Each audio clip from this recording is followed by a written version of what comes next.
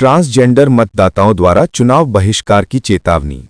पटना में ट्रांसजेंडर समुदाय ने कहा है कि निर्वाचन आयोग द्वारा पर्याप्त समावेशी इंतजाम न किए जाने पर वे आगामी विधानसभा चुनाव का बहिष्कार कर सकते हैं।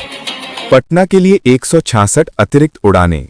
दिवाली और छठ पर्वों के दौरान यात्रा बढ़ने की संभावना को देखते हुए एयर इंडिया और एयर इंडिया एक्सप्रेस ने पटना के लिए 166 अतिरिक्त साप्ताहिक उड़ानें चलाई हैं।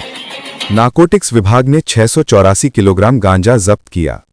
गया जिले में बाराचट्टी के पास एक ट्रक से 684 किलोग्राम गांजा जब्त किया गया। 3 आरोपियों को गिरफ्तार किया गया। वंदे भारत 4.0 ट्रेन 18 महीने में तैयार होंगी। रेलवे मंत्री ने कहा कि भारत की अगली पीढ़ी की वंदे भारत ट्रेनें अगले 18 महीने में तैयार हो जाएंगी। ये रेलवे की आधुनिकीकरण की योजना का हिस्सा है। आरबीआई की बैठक के मिनट्स। ब्याज दरों में कटौती की गुंजाइश। आरबीआई की मौद्रिक नीति समिति की बैठक के मिनट से पता चला है कि मुद्रास्फीति की धीमी राह को देखते हुए भविष्य में दरों में कटौती की संभावना है। बिहार विधानसभा चुनाव राजनीतिक हलचल तेज। तेजस्वी यादव ने नामांकन के बाद जेडीयू पर हमला किया और कहा कि अब पार्टी उनकी पकड़ में नहीं रही। जेडीयू ने सत्तावर उम्मीदवारों की पहली सूची जारी की है। बीजेपी ने अपनी अंतिम सूची में 30 उम्मीदवारों को घोषित किया है और 7 मौजूदा विधायकों को उम्मीदवार सूची से हटा दिया है। बीजेपी ने इससे पहले 71 उम्मीदवारों की प्राथमिक सूची जारी की थी। देश में नक्सल प्रभावित जिलों की संख्या कम हुई।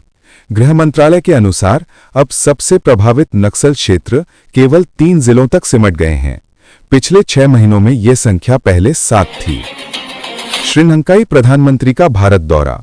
श्रीलंकाई प्रधानमंत्री हरनी अमारारिया 16 से 18 अक्टूबर तक भारत की यात्रा करेंगी, जिसमें व्यापार, शिक्षा और प्रौद्योगिकी सहयोग विषय शामिल होंगे।